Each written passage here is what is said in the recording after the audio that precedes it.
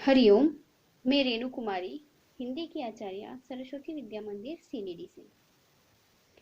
आज हम लोग हिंदी व्याकरण से पढ़ेंगे प्रत्यय। प्रत्यय से पहले हमने पढ़ा उपसर्ग किसे कहते हैं, उपसर्ग के कितने भेद हैं और उसका प्रयोग। हमने पढ़ा था कि उपसर्ग उस शब्दांश या अव्यय को कहा जाता है जो किसी शब्द से पहले आकर उसकी विशेषता को प्रकट करता है, उस शब्द का विशेष अर्थ प्रकट करता है या उस शब्द में परिवर्तन ला देता है। आज हम लोग पढ़ेंगे प्रत्यय।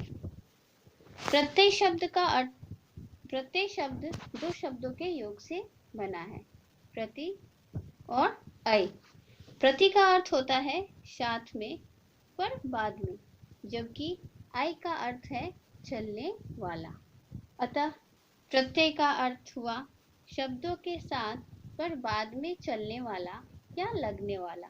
अतः इसका प्रयोग शब्द के अंत में किया जाता है। प्रत्यय किसी भी सार्थक मूल शब्द के बाद जोड़े जाने वाले वे अविकारी शब्दांश हैं जो शब्द के अंत में जुड़कर उसके अर्थ या भाव में परिवर्तन कर देता है, अर्थात उस शब्द में एक नवीन विशेषता उत्पन्न कर देता है। जैसे इसे एक उदाहरण से समझेंगे हम। यहाँ एक शब्द दिया गया है सफल, उसके अंत में ता प्रत्यय जोड़ने से सफलता शब्द का निर्माण हुआ। अच्छा शब्द के अंत में ई प्रत्यय लगाने से अच्छाई शब्द का निर्माण हुआ। यहाँ हम देखते हैं कि ता और ई दोनों शब्दांश प्रत्यय है जो सफल और अच्छा मूल शब्द के बाद में जोड़ दिए जाने पर सफलता और अच्छाई शब्द की रचना करते हैं। प्रत्यय के दो भेद हैं, कृत प्रत्यय और तद्धित प्रत्यय। कितने भेद हैं प्रत्यय के? प्रत्यय के दो भेद हैं, कृत प्रत्यय और तद्धित प्रत्यय। आइए जाने कि कृत प्रत्यय किसे कहते हैं। कृत प्रत्यय क्रिया या धातु के अंत में प्रयोग होने वाले प्रत्यय को कृत प्रत्यय कहते हैं और उसके मेल से जो शब्द बनता है उसे कृदंत प्रत्यय कहते हैं। क्रिया और धातु हम सभी जानते हैं, जिस शब्द से कार्य के होने या करने का बोध होता है उसे क्रिया कहते हैं, और क्रिया शब्द में से ना हटा देने से शेष जो शब्द बच जाता है वो धातु होता है। जैसे पढ़ना क्रिया है, उसमें पढ़ना शब्द में से ना को अगर हम हटा देते हैं तो क्या बच जाता है? पढ़, और पढ़ शब्द जो है वो धातु है। यहाँ पे कुछ कृत प्रत्यय के उदाहरण दिए गए हैं। ये कृत प्रत्यय के उदाहरण हैं वाला, वैया, अब, हार, इत, तव्य, मान, उक, अनीय, आलू, एरा, आप, नी, आई, आहत। ये सभी कृत प्रत्यय हैं। आइए इन प्रत्ययों का प्रयोग देखें शब्दों के साथ। यहाँ पे कुछ प्रत्यय दिए गए हैं और क्रिया और धातु शब्द दिए गए हैं, और उन प्रत्यय और क्रिया के साथ लगने से जो शब्द बन रहा है वे शब्द दिए हुए हैं। जैसे वाला प्रत्यय गाना क्रिया शब्द के साथ लगने से नया शब्द बन गया गाने वाला। उसी तरह से खेना क्रिया है, क्रिया शब्द है, और उसके अंत में वैया शब्द लगाने से, वैया प्रत्यय लगाने से खेवैया शब्द का निर्माण हुआ है, जिसका अर्थ होता है खेने वाला। दा धातु है जिसका अर्थ होता है देना। इसके अंत में अक प्रत्यय लगाने से दायक शब्द का निर्माण हुआ, जिसका नया अर्थ है देने वाला। उसी प्रकार विद धातु है, उसके अंत में मान प्रत्यय लगाने से विद्यमान शब्द का निर्माण हुआ। उसी प्रकार आओ प्रत्यय है, उसके क्रिया के शब्द धातु के अंत में आओ प्रत्यय लगाने से टिकाऊ शब्द का निर्माण हुआ। अब आते हैं हम लोग तद्धित प्रत्यय। तद्धित प्रत्यय किसे कहते हैं?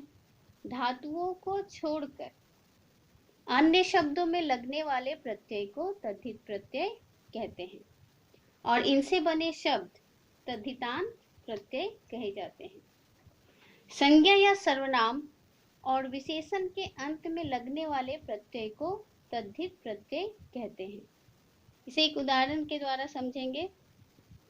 मनुष्य जातिवाचक संज्ञा है, उसमें ता प्रत्यय लगने पर मनुष्यता शब्द बनता है, जो कि एक भाववाचक संज्ञा है। तो यहाँ देखा हमने कि प्रत्यय का प्रयोग करने से जातिवाचक संज्ञा से भाववाचक संज्ञा में परिवर्तित हो गया। कृत और तद्धित प्रत्यय में यही अंतर है कि कृत प्रत्यय धातुओं में लगते हैं, परंतु तद्धित प्रत्यय धातु से भिन्न शब्दों में लगाए जाते हैं। यहाँ कुछ तद्धित प्रत्यय के उदाहरण दिए गए हैं।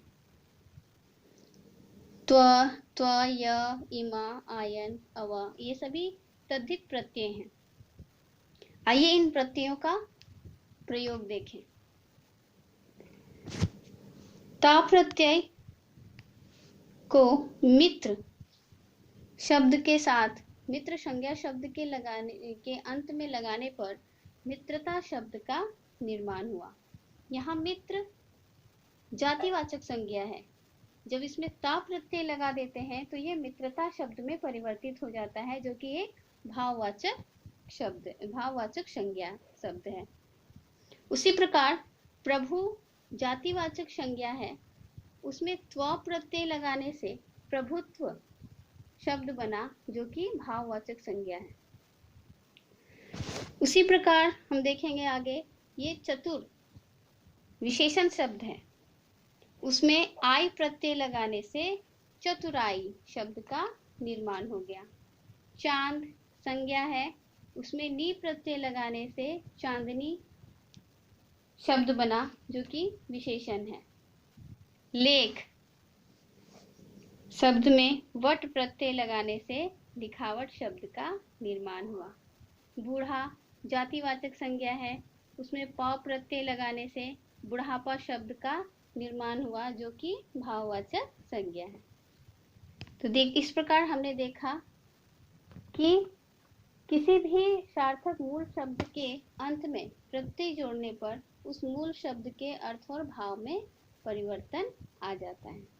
आशा है कि आपको प्रत्यय, उसके भेद और उसका शब्दों के साथ उसका प्रयोग समझ में आ गया होगा। धन्यवाद।